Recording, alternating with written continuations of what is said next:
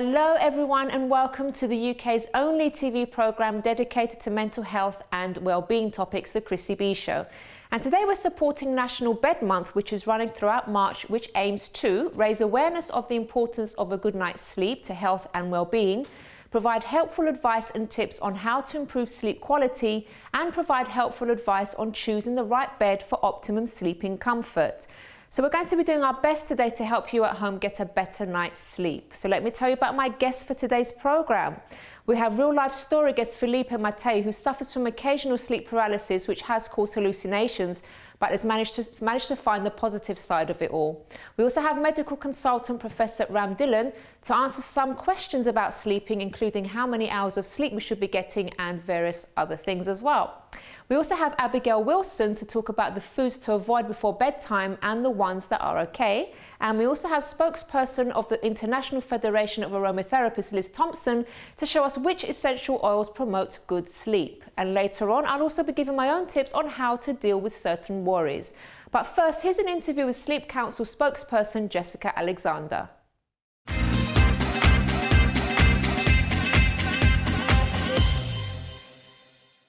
Hello Jessica, thanks for joining us. It's a pleasure to be here. Thank you, Chrissy. So we're speaking all about sleep today, something very, very important. So can you tell us what the Sleep Council does and how it all came about in the first place? Yeah, the Sleep Council's a not-for-profit, impartial organisation which really is there to advocate the importance of a good night's sleep to a healthy lifestyle. Mm-hmm. We set it up in about 1995, so we've been going 20 years now, really just banging the drum to people about why sleep is important and as much to do with how to improve it. We're not so much about literally treating people with medical sleep problems, although we like to be able to signpost them in the direction of help. But so many of us don't sleep as well as we could, and that's really where we're focused, is in improving everybody's sleep quality. Okay, so you've been involved since the beginning. Yes, I have. How did you get into it in the first place? I got into it through working with the Trade Association of Mattress Manufacturers, the National Bed Federation, and they said to me and my team, you know what, we're actually about selling sleep, not just products, because what you sleep on has, as you can imagine, quite an impact on how well you sleep. If you're not comfortable, you're going to be tossing and turning, your sleep quality will be poor. And at the time, there was nobody out there talking to people just about sleep as part of a healthy lifestyle. And ever since then, there's lots of people, and obviously public health education programs about diet and about exercise. But even to this day, there's nobody really got onto the sleep agenda. And that's one of the things we're kind of campaigning about. I'm pleased to say there's signs of change, though. That's good. We are actually engaging with people like Public Health England and other public health organisations who are beginning to say, actually, yes, we need to talk about sleep and we need to understand it, and we need to give people tips and advice about how to get a better night's sleep. Okay. Now, I know you do talk about sort of the mattress, how important a good mattress is and everything. What other things do you cover? Well, we look at mainly about the key things that an ordinary person like you and me can do to improve their sleep. And it's about the environment and it's about lifestyle, because how we live, how much exercise we get, what we eat, does have an impact on how well we sleep. But if you say, for instance, talk about the environment, it's not just about the comfort of your bed, it's about light and temperature. And these days, it's all about those gadgets, you know, the phones and the tablets, the naughty and all gadgets. the rest of it. The naughty gadgets. These are not things that you want to be doing in bed. And lifestyle-wise, it's about switching off, relaxing, putting aside some me time before you go to bed, so that you actually put yourself in the right frame of mind to sleep. Sleep has to find you, you can't really find it. You ask anyone who sleeps well, what do you do to sleep well? And they'll look at you blankly and say, well, I don't really do anything, I just go to bed and I go to sleep. So you've got to put yourself in that sort of frame of mind. Worry and stress is one of the most common things people say to us, is reasons why they don't sleep well, and I'm sure we've all been there when we've been worried about something. You can't switch off your brain. So learning techniques to wind down and relax and switch off is something that we could all benefit from. It's vital, isn't it? Now, can you tell us a bit more about National Bed Month and how that came about? Yes, well, National Bed Month actually goes back even further than the Sleep Council. Oh. We started National Bed Month in 1990, so we're 26 years old now.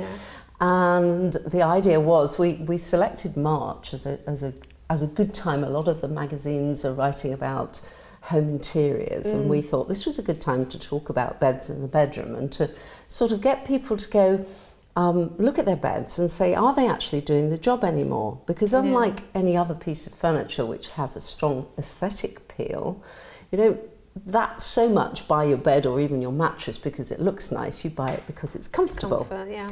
Now the product does deteriorate over time, so that comfort will gradually go off. And most people wait until they're really uncomfortable before they replace their beds, and you're going, oh God, I really need a new bed, it's really uncomfortable.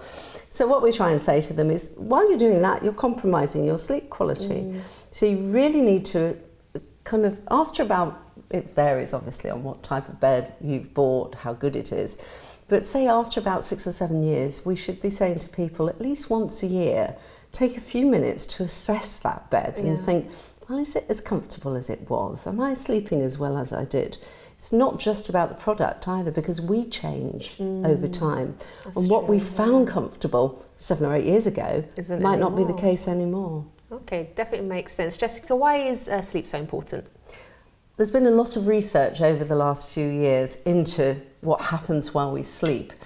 And it's plainly clear as the scientists learn more about it, that it actually affects everything about us. It's not just about physical repair of our cells and our physical needs, but also about our brains and our minds. And that's why it's so important, because if you're not getting enough sleep, it can affect you from a health point of view. From everything from heart disease, diabetes to obesity is linked with sleep deprivation. Obviously your performance, your ability to process information, even your IQ can be affected by sleep deprivation. Plus, of course, your mood. We all know when you're tired, you're grumpy cranky and irritable. So, as more and more time goes by, the realisation that a good night's sleep is really vital is becoming more and more the case. And unfortunately, modern lifestyles are sort of conspiring against us to achieve that. We are cutting back on the time we sleep. We think we can shortchange ourselves. It's okay, we'll catch up. Well, up to a point you can do that. And more to the point, there are signs that we are bringing up our children and allowing them to play with gadgets into the night and not to get into good sleep habits from an early stage.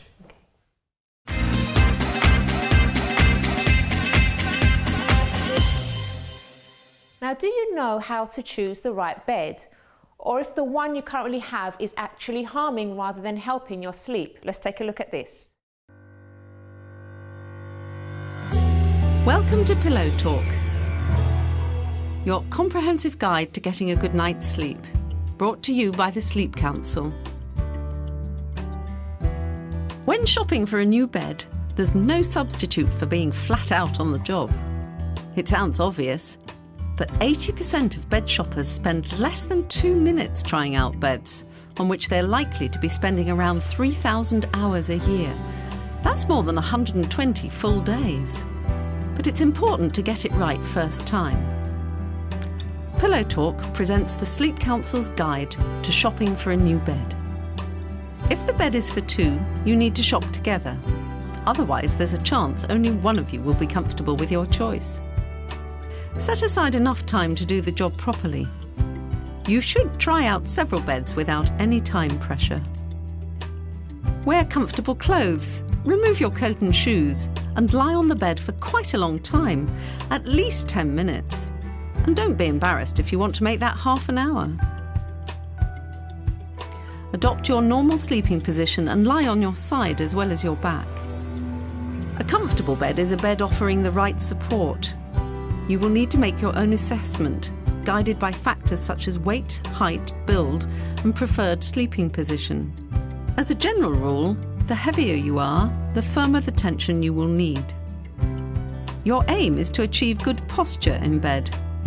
Too soft and your body will slouch, leading to back pain. Too firm will cause discomfort at pressure points such as hips and shoulders. Try this test to check for correct support. While lying on your back, slide the flat of your hand into the hollow of your back. If it slides in very easily and there's a gap, the bed is too firm. If it's really difficult to slide your hand in at all, and you feel as if you're sinking into the mattress, then it's probably too soft for you. Ideally, the mattress should mould to the shape of your body while remaining supportive. When you lie on your side, your spine should be horizontal. You should be able to turn easily. Being disturbed by a sleeping partner is one of the most common complaints. With a larger bed, you are less likely to wake each other up. You should be able to lie side by side with your arms behind your head and elbows out without touching. Your bed should be 4 to 6 inches, that's 10 to 15 centimetres, longer than the tallest partner. Anyone over 6 foot tall, that's 1.8 metres, should consider a bed longer than standard. Remember, comfort is very subjective. Some people like the sensation of sinking into a bed. Others prefer to lie on the surface. Back sleepers may prefer a firmer option than people who sleep on their sides. There are lots of different mattresses around. You'll need to choose what works best for you. We hope you found the information presented in Pillow Talk useful. Remember these top tips. Getting a good night's sleep is important to your health, so it's worth taking it seriously. For more information about sleep and its benefits, visit us at sleepcouncil.com. Stay tuned, because after the break I'll be speaking to Felipe Mattei, who suffers from occasional sleep paralysis, and also medical consultant Professor Ram Dhillon, who's going to be answering some important questions about sleep. And later on I'll be giving my own tips on how to deal with worries that may be keeping you up. So don't go away.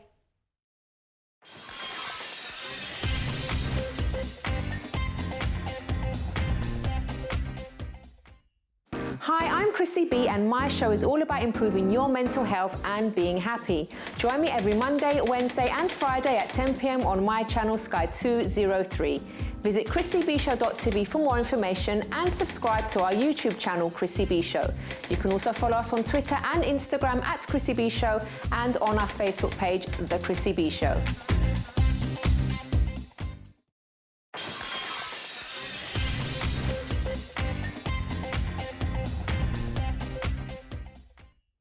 Welcome back to today's program, where we are speaking all about how to get a good night's sleep in support of National Bed Month. So now I have on the sofa with me Felipe Mattei and also medical consultant Professor Ram Dhillon. Hello, gentlemen. Hello. Hey. How are you both?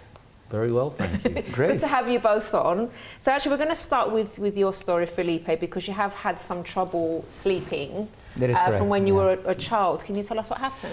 Right, so I think it's something that I think everyone might experience at some point in their lives, which is called sleep paralysis. Basically, in the middle of the night, you will wake up as you would. Your eyes are open, you can see the room, but then when you try to move, you just can't. It feels like your body is constrained, and first of all, you think that's very odd. You know, why can't I move? And you try to speak, and you feel as if you're speaking, but nothing comes out. And then to make the situation, that's quite scary, I think, by itself. Yeah, because you feel like you're trapped or you lost movement. And out of sudden, often you feel like there's someone else in the room with you, okay? Maybe there is, you know, your brother or your partner, but it's not the case. It's some figure, and then you try to break away, and usually... So you could actually see something as well? Yeah, you can actually see, that's the thing, yeah. So you're lying in bed, usually you're with your belly pointing up, and you didn't feel like there's someone next to you, and usually like someone is taking your breath away, you know, someone's taking your breath away. So people may find this experience actually quite appealing, but yeah, it's quite scary. Sounds terrifying. Actually. No, it's terrifying most of the time. Yeah, it's terrifying. And eventually, you break away and you wake up, but obviously you're totally freaked out. You don't know what the hell just happened, and your heart is pounding, and usually you cannot go back to sleep because it was a very scary experience, and you don't really know what happened. And you were experiencing that since you were 5, you said? Yeah, it used to happen occasionally. And when I was a kid, basically I thought it was some kind of paranormal experience. Okay, I thought I was being visited by ghosts or aliens. But eventually, when it started to happen last year, I I kind of... So did it happen throughout your life until last year, or did it stop and then it started? It always happened throughout. I think it stopped for quite a while.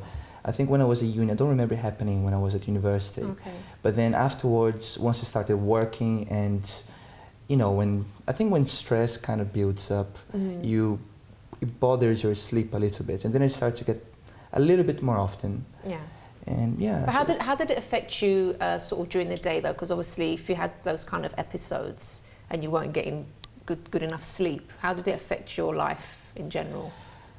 You know, when you go out on a Saturday, and how you feel on a Sunday, that's how it feels. Okay. Like you're hangover. You just lose all of your sleep. Because it usually happens at around 2 in the morning or 3 in the morning. Okay. So you only get a couple of hours of sleep, and then it happens, and then you're freaked out, and you can't really go back to sleep again. Professor Dhillon, you must have heard of these episodes before? From well, sleep paralysis is certainly a condition, as Felipe has described. It's a relatively uncommon condition. It tends to be more common in teenagers and tends to get better as they get older. It sort of spontaneously goes in most people. The theory is that it happens in what we call rapid eye movement sleep. That's the deepest part of your sleep where you tend to dream. Yeah. And you get the paralysis of virtually all the muscles in your body apart from your diaphragm to keep you breathing, and the flickering of the eyes. That's what rapid eye movement sleep is. And the theory is that you're paralyzed so that you can't enact your dreams, otherwise you would hurt yourself. So there may be an evolutionary reason why we have this. The problem is that some people, when they're in rapid eye movement sleep, they wake up. It's not usual in the majority of the human race, but in a small number of people, they wake up in this rapid eye movement sleep. So they're conscious, but they can't move. And that's a frightening experience, as Felipe has mentioned. For most people who have this problem, it might last for a few seconds, maybe a minute or two, but still very frightening. And the sort of etaological factor is probably stress. It's common in teenagers. Teenagers are always under stress, going through puberty or you know, social media, whatever it happens to be. And stress is related to sleep deprivation. And if you can imagine, maybe when you were a teenager or I was a teenager, you had to stay up many nights and be very tired. So sleep deprivation is certainly a factor that produces sleep paralysis, but it's a small percentage of the population. They may not be aware of it and therefore they freak out. So there's an importance in raising the awareness of it. But there are other conditions which are much more common in terms of you know, sleep problems that, you know, we can perhaps discuss. Okay, but in terms of what Felipe was seeing as well, like feeling a presence in the room and maybe that constriction as well. Yeah, well, I mean, if you have a frightening experience, you have lots of additional mental approaches on how to deal with it and what's happening. So you're trying to reconcile what's happening to you. You know, there's aliens there, or, you know, there's somebody there doing this to me, whereas in fact there isn't. You know, scientifically there isn't. We have, as I said, a scientific explanation for this. It's difficult to prove, but it certainly makes logical sense that this is coming out, waking up in rapid eye movement sleep when technically you should be asleep, dreaming. So these out-of-body experiences I'm less familiar with. Okay. So Felipe, how often do these episodes happen now? Now they don't happen very often, I would say, but so I think there are two ways of really dealing with it.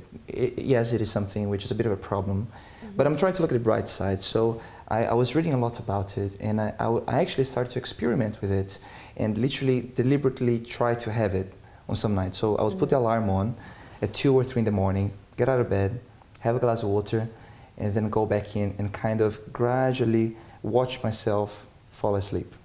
And then you get into Aren't you scared to do that though? Because it's already a scary thing, and then you're sort of trying to bring it on. I know.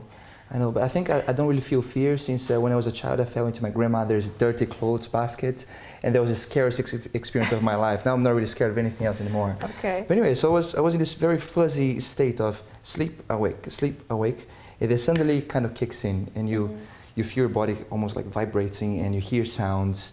And you do actually hallucinate. I think it's almost like you're dreaming while you're awake, and you can hear voices, you can see figures. And once I woke up and I saw the silhouette of a person in my bed, and I thought, could it be my girlfriend? But then I remembered, I don't have a girlfriend. And then I got up, and of course I was very scared. And but now I'm not really scared anymore, because I've been doing it a few times. So just last week I actually did it twice or 3 times, and I was just seeing how it goes. And for me, it's a bit of fun, really. So I can have fun during the day, I can have fun at night as well. So Not in that way. obviously not a common reaction to something like this. Well, I would regard Philippe basically has sleep paralysis, but he rather enjoys the experience from the sounds of it. Most people will get quite freaked out. The fortunate thing is that the majority of individuals that will suffer this are teenagers going through a rather stressful period in their lives, with quite a bit of sleep deprivation, maybe going out too often, too much caffeine, perhaps even too much alcohol. All these things are contributing factors to sleep paralysis. But for the vast majority of individuals, this will just pass. Okay. You know, very, very few people will have this in adult life. So Felipe is a little bit unusual in that respect. Just a little bit.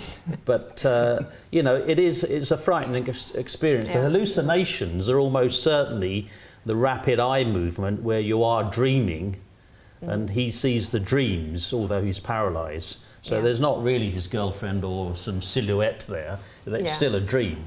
So it's rapid eye movement with you awake, noticing it. That's the issue. Okay.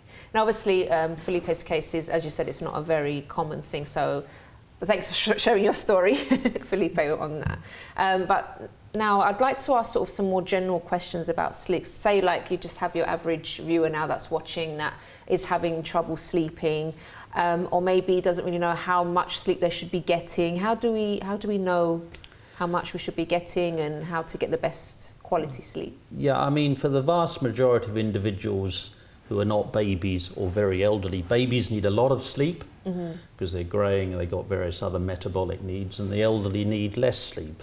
I remember my grandmother probably only needed about 2.5 hours sleep, and when she was sleeping, she was actually awake. Wow. For the vast majority of people in the middle, it's probably about 6 to 8 hours. Right. It'll vary from person to person, but essentially you have a cycle of sleep which is a 90-minute cycle. And you start with light sleep, you go into deeper sleep, then you go into rapid eye movement sleep where you dream, you lay down memory, ability to concentrate, then you come back into deep sleep, back into light sleep. So that cycle is 90 minutes. And generally you need 3 of those cycles a night to get good sleep.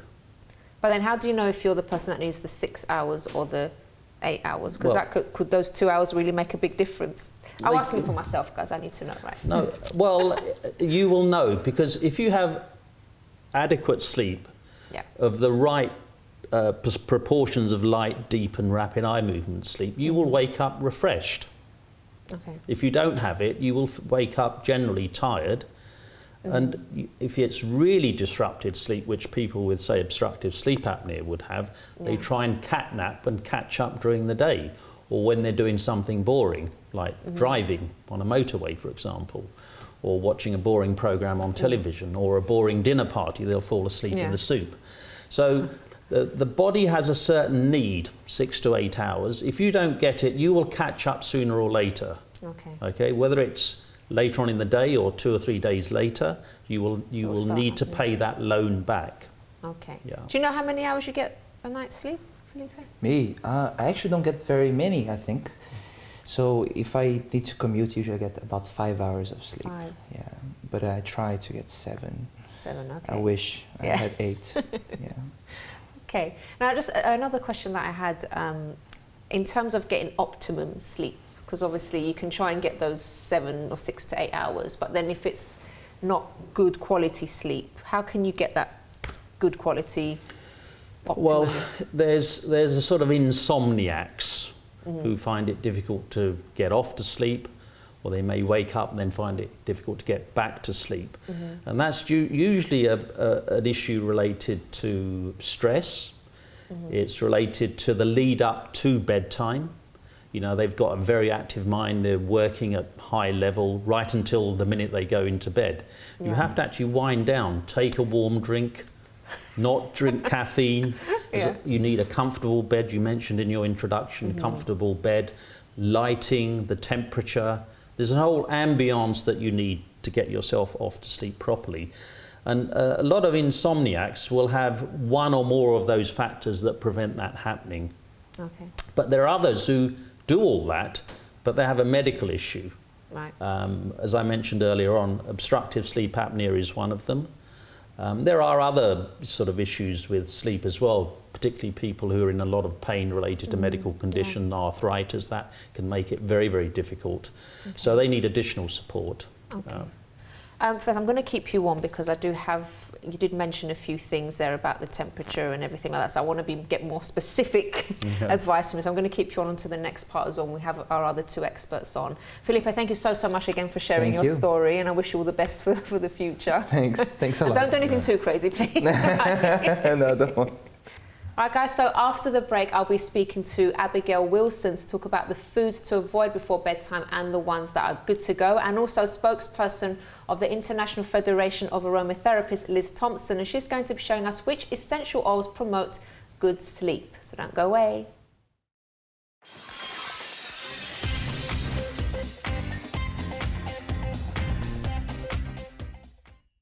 Hi, I'm Chrissy B, and my show is all about improving your mental health and being happy. Join me every Monday, Wednesday and Friday at 10 p.m. on my channel Sky 203. Visit chrissybshow.tv for more information and subscribe to our YouTube channel Chrissy B Show. You can also follow us on Twitter and Instagram at Chrissy B Show and on our Facebook page, The Chrissy B Show.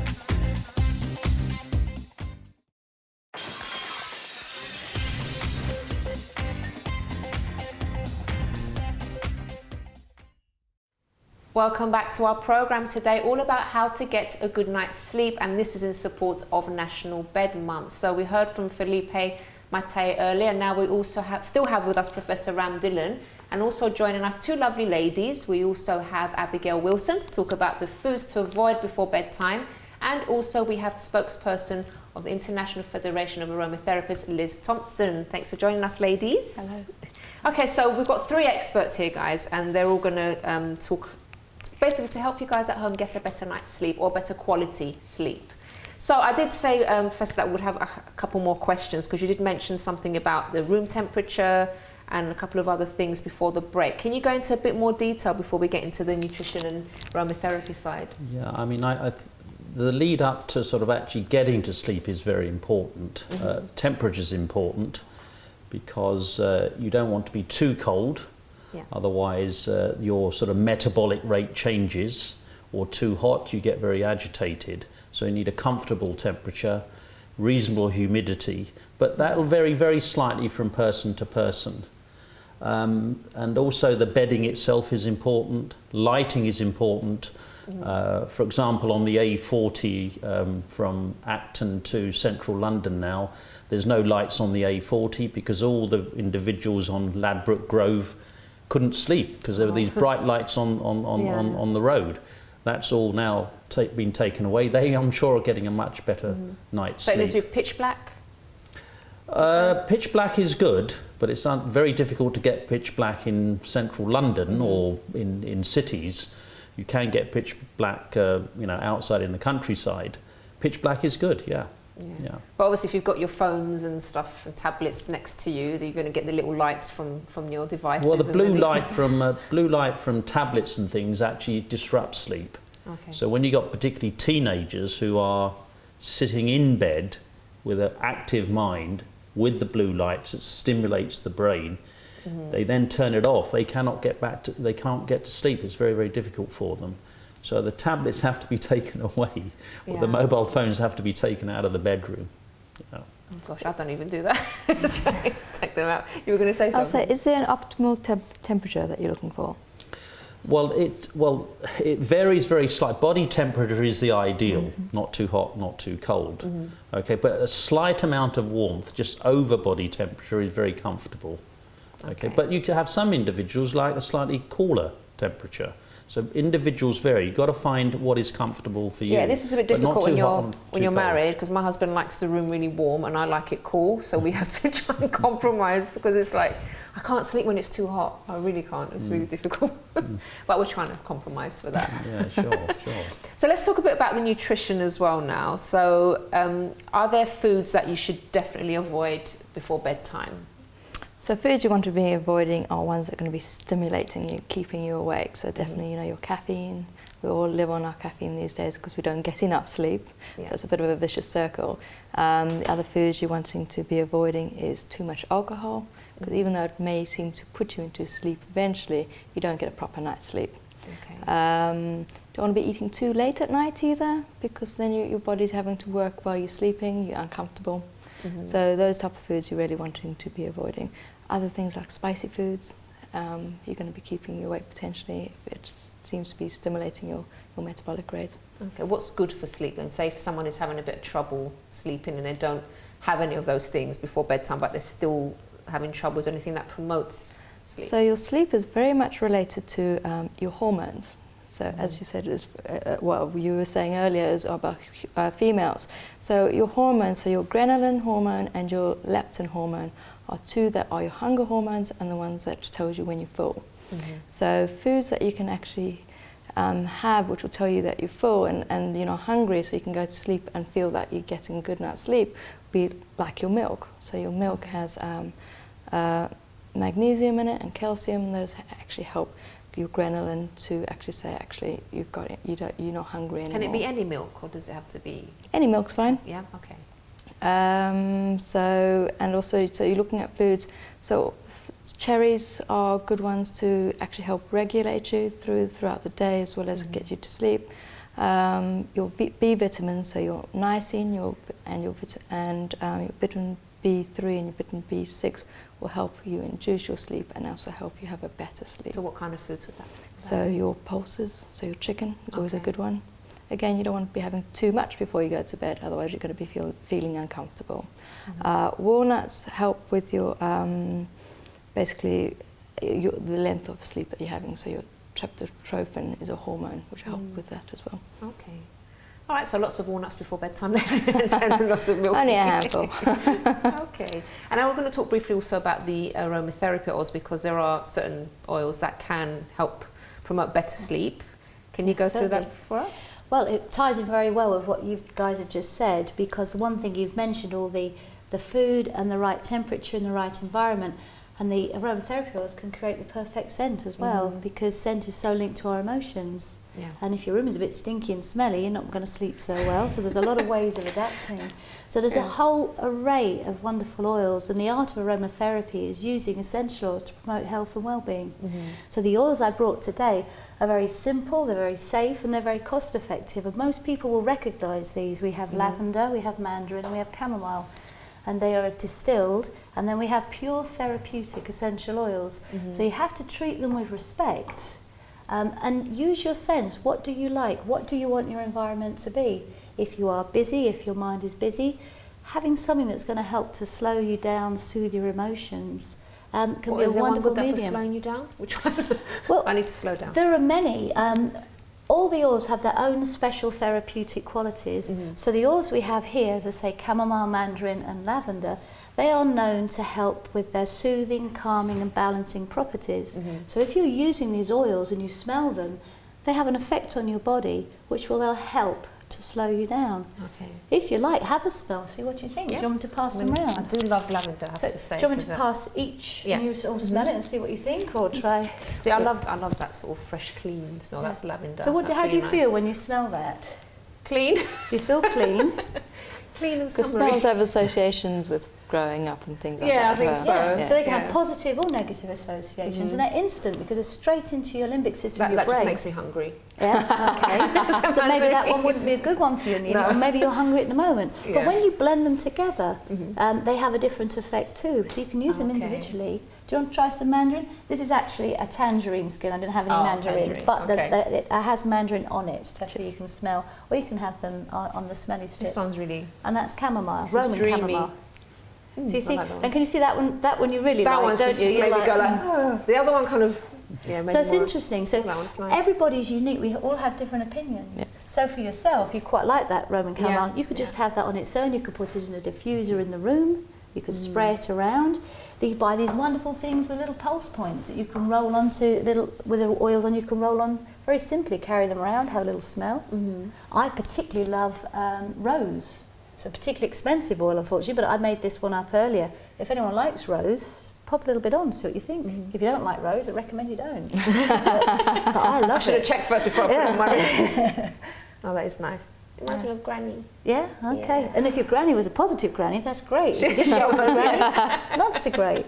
So, Professor looking at the have a look. I've got deep thinking. So, what do you want to have a smell of the rose first? Rose is a very feminine oil as well, and it's a very soothing. It's a kind oil. Yeah, this is very Indian-y. It's very Indian-y. Yep. I quite like They like You're thinking a of woody, food, aren't you? earthy Turkish type delight. smell. Which should you prefer out of the oils? I would prefer the Or none of them, it's okay. mandarin. So you'd have, and you see, mandarin was your least favourite, made you hungry. You like the mandarin. Yeah. What did you think? Rose. So you like the rose? Yeah. And what did you like about the rose? Reminds me of Turkish delight. Okay, food. Food. I think we're all hungry here. Well, actually, but I think Well, I it's the think time. the thing is that these are good for the sort of preamble to get you into the mood. Yeah. But there's a big issue once people are asleep. As I mentioned earlier on, they need to go through these phases of sleep. And there's about 4% of the population, for example, suffer from breathing problems at night. This is this thing I mentioned, obstructive sleep apnea.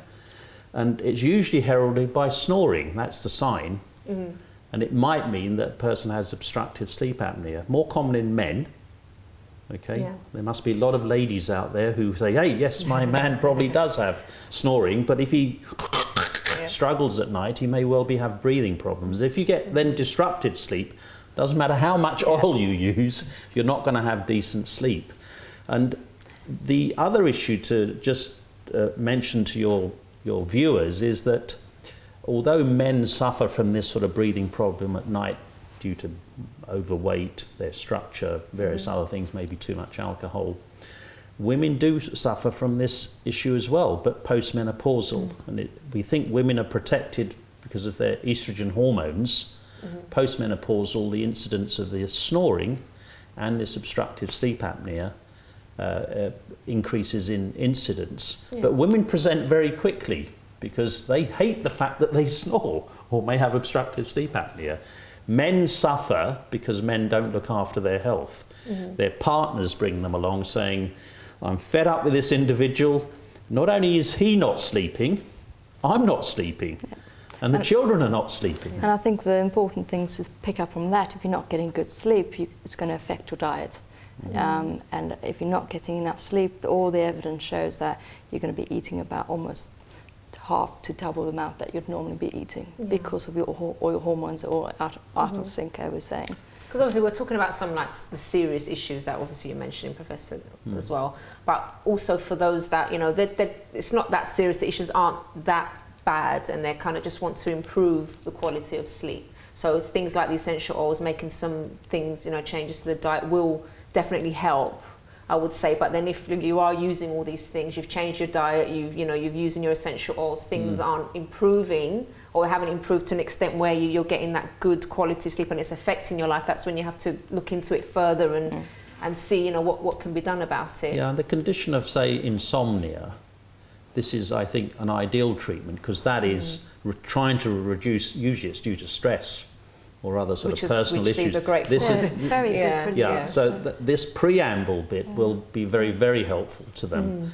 You know, as a medic, I'm sort of interested in that up to a point, but I'm more interested in what happens to people who once they are asleep actually don't get decent sleep. They're asleep, but they're not getting the sort of sleep that will refresh them, lay down memory, concentration. I think that actually needs to do a whole other show to cover this more because we're almost running out of time, but there's so many things to talk about, isn't there? But just a question, I did notice the avocado oil there. I've never seen that one as an essential oil. I brought it. These are your base oils, your vegetable oils. So your essential oils, your pure therapeutic essential oil, you cannot really apply neat onto the skin. You need to blend it into a base oil. We don't tend to use avocado. You can see it's quite thick and green. I brought it because I thought it would be a nice visual thing to look at. we tend to sometimes use it within the other oils as a very rich, so you can just have your essential oils, you can also mix base oils, more soothing, more calming. They could be a little bit richer if your skin is dry, so you can have a whole variety of things. So I thought it would look rather nice for you to see that you have different things. This is grapeseed, and this is about 20 ml of grapeseed, which is about what you would use roughly for massaging into your skin in the evening. Some people love the olfaction side of it, where you just sniff the oils, but you never really tend to apply essential oils neat to the skin. You always blend them into a base oil first. And if you fancy, if there's time, this is a little bit oily, it's spilt a little bit, but that was a blend of all 3 oils together to show you that you can have them individually and you can combine them too. So have a little sniff if you like. That's it in a sunflower oil, and that's really nice. Yeah. That's lovely, that is. And they go completely different. So would you consider perhaps using that? You could put it in your bath, you could put them in diffusers. Because they smell totally different when you combine them. Yeah, they do. Well, we've run out of time, unfortunately, but thank you so much. So we had 3 experts there, and as I said, you know, sleep is extremely important to our physical and mental health. So we've had different things on discussed today. So we've had the aromatherapy, we've had the diet, which is also very important. But as we said, if you have tried these things, and if you've tried everything that the professor said earlier about getting the the dark room and the optimum temperature, and things still aren't working for you, that's the time that you really should seek professional advice. Go to see your doctor, maybe have to see a specialist, and see what's going on and see how you can get the help, because sleep is very important, as we said, and you need to get a good night's sleep. Very important for you. Thank you so much, everybody. Thank you. And after the break, I'll also be giving my own tips on how to deal with worries that may be keeping you up. And we also have a recipe with Danielle Shine that will also aid your sleep. So don't go away.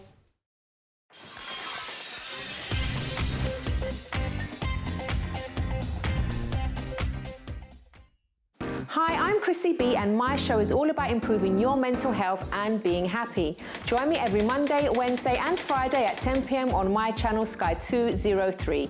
Visit chrissybshow.tv for more information and subscribe to our YouTube channel Chrissy B Show. You can also follow us on Twitter and Instagram at Chrissy B Show, and on our Facebook page, The Chrissy B Show.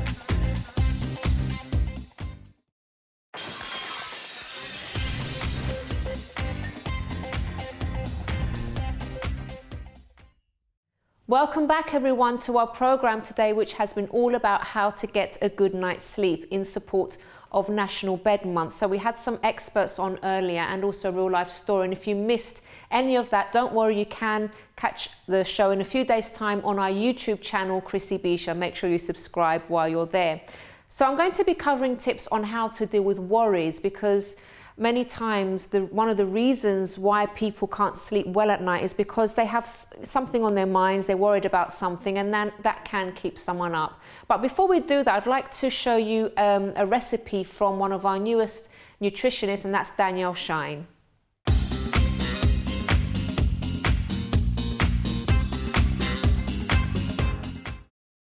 Hi everyone, I'm here today to show you how to make a very yummy breakfast meal. Starting with 1/4 cup chia seeds, and you're going to need a jar with a lid. So pouring that straight into the jar, this is really, really easy to do. You can do on the day of or the day before, it's up to you. 1/4 cup cacao powder. You can also use cocoa powder, whichever chocolate powder is your favorite. Straight in there. Then we're going to do a pinch of sea salt, which is really great for minerals. No table salt allowed, sea salt. It's just healthier for you. And 1 teaspoon of cinnamon straight in there. Now this part is an additional extra. This is natural sweetener honey. You can leave it out if you like, but I like to keep it in. You can take up to about a tablespoon. I like my chocolate chia pudding pretty sweet. Honey's a really great antimicrobial sweetener as well, so it's quite health supportive. And now we've got 1 cup of coconut milk. So you've got your dry ingredients with your honey, and then we simply just add in our wet. And at this stage, this is how easy it is. Lid on, and shake it up. So shaking it up, you can see that everything's combining well. And with the chia seed, which is a fantastic source of protein and omega-3 healthy fats, you can just mix it in here and the chia seed will slowly expand and this becomes very porridgey. And it's delicious cold, it's delicious heated up. In fact, a lot of the time I like to make it the night before and then I'll jump out of bed, come and get it from the fridge, and then I'll just take it straight back to bed with a spoon. So if you want it the day of, 10 minutes in the fridge and then it'll be ready to go, or you can make it the night before. I hope you enjoy it as much as I do. Thanks for watching, see you soon.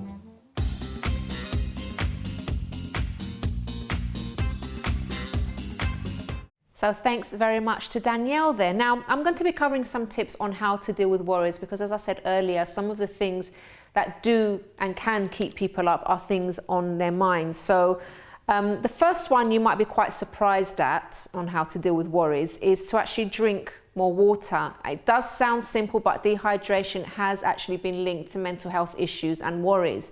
So we all know it's important to drink water, but people don't realize the impact it has on their mental health and how much it can improve when they are well hydrated. So make sure you are drinking your water. The second point is to make sure you try to relax. So I was just talking to the cameraman just now. I was talking about having a hot shower before bedtime. So you can run yourself a hot bath. You can go for a walk during the day and actually do something that you enjoy, because if you have a lot going on in your life, you're a busy person and you don't take that time just to stop and do something that you like or look after yourself, your worries will seem a lot worse than what they are. My third point is focus on positive thoughts. So you actually have a choice whether to focus on positive or negative thoughts. And sometimes it can be a battle. So when a negative thought comes to me, for example, I treat it as though it's a person, and I even sometimes say shut up to it and then I change my thoughts into something positive. So I'm very watchful about what comes into my mind. I don't just let any thought stay there, and that's something that I've learned and put into practice over the years, and that really helps me, because negative thoughts do come to everyone, and if you just allow them to sit there in your mind, they can take over, they can change your mood, they can make you feel depressed. So learn to watch out for negative thoughts. Don't just sort of live your day, your life just kind of going with the flow. Watch what comes into your mind, and if you see anything negative that's putting you down, deal with it immediately. My fourth point is question your worry. So what is really making you worried? Is what you are worrying about actually likely to happen? So for example, if I'm worried that I'm going to mess up my presentation the next month, how likely is that if I'm preparing for it? So if you've done everything that you could, then believe that it will go well. Now, if your worry is likely to happen, for example, maybe you need to have a difficult conversation with someone, think of it this way: the sooner you actually face it, the sooner you will get it over and done with. And this is something that I've had to deal with in the past, where I've had to, maybe something's happened with someone, there's been a misunderstanding, and no one likes those kind of awkward situations, but then the worry comes when you don't deal with it, when you have all these, and this is another way that negative thoughts can come in. You have all these feelings, all these thoughts about the situation or the person, and it does actually affect you. So the sooner you go and resolve those issues with that person, the sooner you speak up and say what's on your mind, the better it's going to be for you and for that person, and you will probably resolve the whole situation. And my fifth point is solve your issues. So when you have a problem but you are doing nothing about it, of course you will be worried. So just by actually taking a step and starting to do something about what's worrying you, it can actually feel a whole lot better, and you'll be more positive, and you'll also have more confidence. It's when we sit and do nothing, that's when things tend to get worse and worries tend to get worse. And finally, my final point is ask for help. This always comes up on this show. If you're worrying excessively, or the problem that you're going through is such a serious one that you can't solve it on your own, then it's time to ask for help. And, you know, as I said before, I'm here for you. If you want to ask for help from me, you can visit my website, mylifeafterdepression.com. And also there are lots of charities, lots of professionals that can help you. And, you know, for many years, I did try to deal with the problems that I was going through by myself, and it wasn't working. I really did need the support of a charity that I went to, and my husband as well. I needed support from people, and there's nothing wrong with that. So if that's something that you need, go for it. Well, we have reached the end of today's program. I really hope that it's benefited you. And if there's a topic that you would like to see covered on this program, maybe it's something that you're going through, or maybe it's a loved one that's going through something and you want to help them in some way, then do get in touch with us. You can visit our website, chrissybshow.tv. You can also tweet us at Chrissy B Show, or you can leave a comment on our Facebook page, The Chrissy B Show. Until next time, bye-bye for now. I'm too yellow. Do you have a green? Can I swap cushions with you? Yeah. Sorry. I realise I look like a big banana. Thank you. No. Oh, from the yellow one. Can I have your cushion back?